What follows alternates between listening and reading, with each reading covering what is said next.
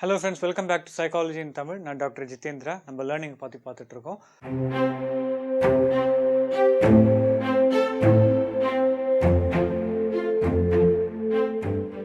போன வாரம் நம்ம ஸ்கின்னருடைய தியரிஸ் பற்றி பார்த்தோம், அதனோட அப்ளிகேஷன்ஸ் பற்றி பார்த்தோம். அதுக்கப்புறமா லேர்ன்ட் ஹெல்ப்லெஸ்னஸ்னா என்னன்னு பார்த்தோம். இப்போ நம்ம ஜெஸ்டால்ட் அப்படின்ற ஒருவருடைய அமேசிங்கான கான்ட்ரிபியூஷனை பற்றி பார்க்க போகிறோம்.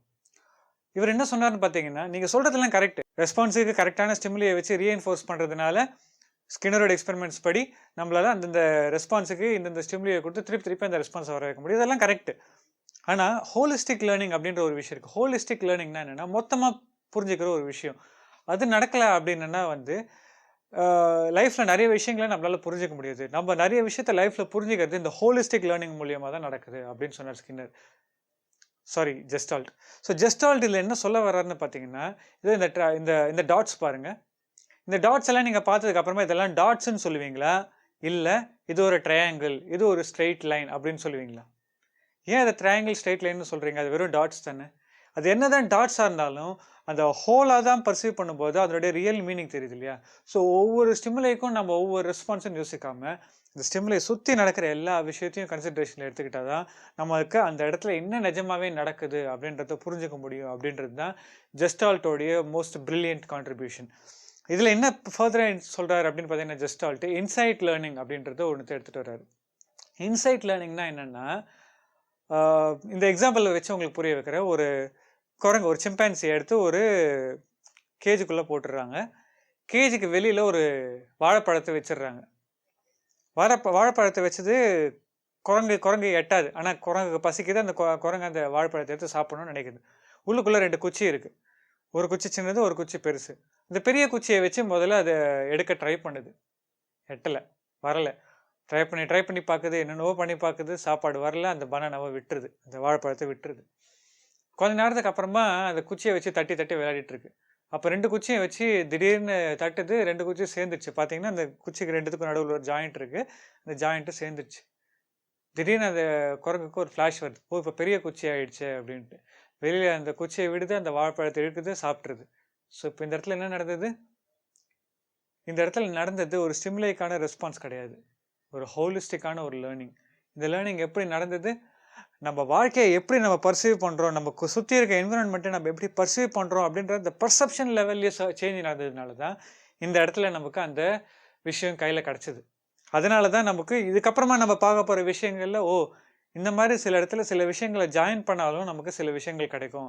ஸோ இருக்கிற விஷயங்களை இருக்கிற மாதிரி யூஸ் பண்ணுறது மட்டும் இல்லாமல் வேற மாதிரி யூஸ் பண்ணாலும் நமக்கு விஷயங்கள் புதுசாக கிடைக்கும் அப்படின்றது நமக்கு தெரிய இருந்துச்சு. யோசிச்சு பாருங்கள், நம்ம கிரியேட் பண்ண எல்லா மிஷின்ஸும் ஒரு அவுட்புட் ஆஃப் இது தான். நம்ம எல்லாத்தையும் தனித்தனியாகவே பார்த்துட்டு இருந்தோம்னா எந்த மிஷினை நம்ம கிரியேட் பண்ணியிருப்போம்? எந்த ஒரு விஷயத்தையும் நம்ம கிரியேட் பண்ணியிருக்க முடியாது இல்லைங்களா? ஸோ நம்ம விஷயங்கள் வாழ்க்கையில் நடந்து எல்லா மீனிங்ஃபுல்லான இடங்கள்லையும் ஜெஸ்டால்ட்டோடைய அப்ளிகேஷன்ஸ் இன்சைட் லேர்னிங் நிறைய இருந்திருக்கு. அட் த சேம் டைம் நம்மளோட கிளாசிக்கல் கண்டிஷனிங்கோ இல்லை ஆப்ரண்ட் கண்டிஷனிங்கோ தப்புன்றது கிடையாது. கிளாசிக்கல் கண்டிஷனிங் ஆப்ரண்ட் கண்டிஷனிங்கோட சேர்த்து கெஸ்டால்ட் அப்ளிகேஷனையும் புரிஞ்சுக்கிறது மூலியமா இன்னும் நிறைய விஷயங்களை நம்மளால புரிஞ்சுக்க முடியும் அப்படின்றது தான் இதனுடைய பாயிண்ட். இதனோட இம்ப்ளிகேஷன்ஸ் பார்த்தீங்கன்னா எஜுகேஷனில் நிறைய இருக்குது.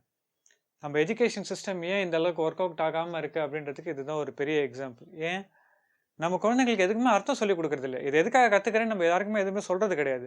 இதை கற்றுக்கோன்னு இரலவெண்ட்டான மீனிங்லெஸ்ஸான நிறைய விஷயங்களை குழந்தைங்களோட மனசில் ஏற்றணும், அது ஏதோ ஒரு கம்ப்யூட்டர் சிப் மாதிரி ஏற்றணும்னு நம்ம நினைக்கிறதுனால தான் குழந்தைங்களால எந்த விஷயத்தையும் கற்றுக்க முடியறதில்லை. ஸோ குழந்தைங்களுக்கு ஒரு விஷயத்தை நம்ம கற்றுக் கொடுக்கணும் அப்படின்னு நினைக்கும் போது அந்த குழந்தைங்களுக்கு இதுக்கு இதுதான் அர்த்தம், இதை நீ செய்கிறது மூலியமாக உனக்கு இதுதான் கிடைக்கும், இதுக்காக தான் நம்ம இந்த சின்ன சின்ன விஷயங்களை கற்றுக்க வேண்டியிருக்கு அப்படின்றத சொல்லி கொடுத்தோம்னா அந்த குழந்தைங்களால அந்த விஷயங்களை ஈஸியாக புரிஞ்சிக்க முடியும். இதுதான் ஜெஸ்டால்ட் தியரியோட அப்ளிகேஷன். சரி, ஜெஸ்டால்ட் தியரி எல்லா இடத்துலையும் அப்ளை ஆகுமா? ஜெஸ்டால்ட் தியரியோட இன்சைட் அப்படின்ற லேர்னிங் இருக்கு இல்லையா, இது அப்ளை ஆகிறதுக்கு சில கண்டிஷன்ஸ் தேவைப்படுது. நம்பர் 1 என்னன்னு பார்த்தீங்கன்னா இன்டெலிஜென்ஸ். எந்த அளவுக்கு ஒரு ஆர்கானிசம் இன்டெலிஜென்ட்டாக இருக்கோ அந்த அளவுக்கு தான் அந்த ஆர்கானிசமில் எல்லா விஷயங்களையும் புதுசாக பர்சீவ் பண்ண முடியும். ஃபார் எக்ஸாம்பிள், குரங்கால இந்த 2 விஷயத்தையும் ஜாயின் பண்ண முடிஞ்சது தெரிஞ்சுக்கிச்சு இல்லையா? இதே அளவுக்கு ஒரு கோழியால் தெரிஞ்சுக்க முடியுமா அப்படின்னு யோசிச்சு பார்த்தீங்கன்னா முடிஞ்சிருக்கலாம், முடியாது. ஏன் குரங்கால முடிஞ்சது? ஏன்னா குரங்குக்கு ஹையர் லெவல் ஆஃப் இன்டெலிஜென்ஸ் இருக்குது. ஹியூமன் பீயிங்ஸால் அதை வச்சு மிஷின்ஸை கிரியேட் பண்ண முடிஞ்சது. எதனால முடிஞ்சது? ஹியூமன்ஸ்க்கு even higher level of intelligence இருக்குது, ரைட்? ஸோ இன்டெலிஜென்ஸ்ன்றது ரொம்ப முக்கியமான ஒரு விஷயம். ரெண்டாவது, பாஸ்ட் எக்ஸ்பீரியன்சஸ். இந்த மாதிரியான ஒரு விஷயம் நடக்காம இருந்ததுன்னு வச்சுக்கோங்களேன். ஃபார் எக்ஸாம்பிள் ஒரு ஹியூமன் பீயிங் ஃபர்ஸ்ட் டைம் வந்து அந்த 2 கல்லையும் வந்து சேர்த்து இப்படி பண்ணும்போது நெருப்பு வராம இருந்ததுன்னு வச்சுக்கோங்களேன். ஹியூமன் பீயிங்க்கு நிஜமாவே நெருப்பு எப்படி வர வைக்கணுன்றது தெரியாமயே போயிருக்கலாம். ஸோ அந்த விஷயம் நடந்தது இல்லையா? அந்த விஷயம் நடந்ததுனால தான் ஹியூமன் பீயிங்ஸ்க்கு நெருப்பு எப்படி வர வைக்கணும் அப்படின்றத பத்தி யோசிக்கவே தோணுச்சு. Right? 3 presentation of the problem. ஒரு பிரச்சனை இருந்தா தான் நமக்கு அதுக்கான சொல்யூஷன் தேவைப்படும். பிரச்சனை வராத வரைக்கும் அதுக்கு சொல்யூஷன் நமக்கு தேவைப்படாது. இதனால தான் நம்ம வாழ்க்கையில நெறைய பேர் வந்து, "இன்னுமா இத செஞ்சுட்டு இருக்க? ஏன் இப்படி செஞ்சுட்டு இருக்க? இது இப்படி செஞ்சிருக்கலாமே? ஏன் அதான் அதே மாரி ஒர்க் ஆகுதுல்ல. அது எதுக்கு நான் இன்னொன்னு புதுசா செய்யணும்?" அப்படின்னு கேட்பாங்க இல்லையா? சில பேர் ஏன் இத சொல்றாங்க? ஏன்னா அவங்களுக்கு அந்த பிரச்சனை இல்ல. அந்த விஷயம் அவங்களுக்கு தேவைப்படல. 4த் பாயிண்ட். Initial effort. இந்த எஃபர்ட் ட்ரை பண்ணுச்சு இல்லையா? அந்த குரங்கு போய் இத 2த்தையும் எப்படியாவது அந்த பாடத்த எடுத்துடணும்னு அப்படி அந்த குரங்கு ட்ரை பண்ணாமயே இருந்ததுன்னா, கண்டிப்பா அந்த குரங்குக்கு அந்த இன்சைட் நடந்திருக்காது. இதனால தான் வாழ்க்கையில நம்ம நெறைய பேர்கிட்ட இது சொல்லி கேள்விப்பட்டிருப்போம். "முயற்சியுடையார் இகழ்ச்சி அடையார்" அப்படின்னு. இந்த உலகத்துல அது வரைக்கும் அது கிடைக்காமயே இருந்திருக்கலாம். அந்த மாரி ஒரு விஷயம் இல்லாமயே இருந்திருக்கலாம். ஆனா நீங்க முயற்சி பண்றதுனால ஏதாவது ஒரு ஆக்சிடென்ட் எப்பயாவது ஒரு விஷயத்துல நடக்கும். உங்களுக்கே ஒரு புது விதமான புரிதல் ஏற்படும். இப்போ steps involved in insight learning பார்ப்போம். Number 1 preparation.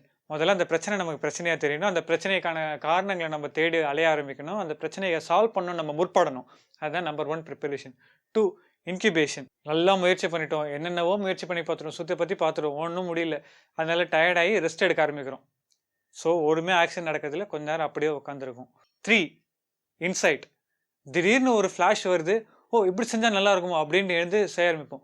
சில சயின்டிஸ்ட்லாம் இதனால தான் பார்த்தீங்கன்னா, திடீர்னு நைட்டு தூக்கத்துலேருந்து டபால்னு எழுந்துப்பாங்க. எழுந்து போய் திடீர்னு கம்ப்யூட்டர தட்டுவாங்க. திடீர்னு போய் மியூசிக் கம்போசர்ஸ் மியூசிக் போட ஆரம்பிப்பாங்க. திடீர்னு டைரக்டர்ஸ் எழுந்து கையில இருந்து நோட்ஸ் எழுத ஆரம்பிப்பாங்க. ஏன்? திடீர்னு நம்ம ரொம்ப நேரம் யோசிச்சுட்டு கைவிட்டதுக்கு அப்புறமா அந்த ஐடியா எங்கேருந்தோ டக்குன்னு பொறக்கும். அதுதான் இன்சைட். 4வது எவாலுவேஷன். சரி இதெல்லாம் நடந்துச்சு. இப்படிலாம் பண்ணிட்டோம். இப்போ நமக்கு என்னென்ன டெக்னிக்லாம் யூஸ் பண்ணி இந்த ரிசல்ட்டுக்கு வந்தோம்? எதனால நமக்கு இந்த ரிசல்ட்டுக்கு வந்தோம்? அப்படின்ற அந்த ப்ராசஸ் எல்லாம் நம்ம யூஸ் பண்ணி ஸ்டோர் பண்ணி வச்சுப்போம். நெக்ஸ்ட் டைம் ஏதாவது ஒரு பிரச்சனை வரும்போது, இந்த ப்ரொசீஜர்லாம் அதில போட்டு பார்ப்போம். இதெல்லாம் வச்சு அத சால்வ் பண்ண முடியுதா? அப்படின்ட்டு. சால்வ் முடிஞ்சிடுச்சுன்னா சால்வ் பண்ணிடுவோம். இல்லன்னா திருப்பி இன்குபேஷன்ல போய் உட்காருவோம். உட்காந்துட்டு யோசிப்போம். திடீர்னு என்னைக்காவது ஒரு நாள் இன்சைட் கிடைக்கும். திருப்பி எவாலுவேஷனுக்கு போவோம். ஸோ இதுதான் ஸ்டேஜஸ் ஆஃப் இன்சைட். ஸோ இந்த ஜெஸ்டல் தியரி உங்களுக்கு ரொம்ப யூஸ்ஃபுல்லா இருந்திருக்கும்னு நம்புறேன். ஸோ மேலும் what are the types of learning அப்படின்றத வரப்போற வீடியோஸ்ல பார்ப்போம். அது வரைக்கும் have a great time and thanks for வாட்சிங்.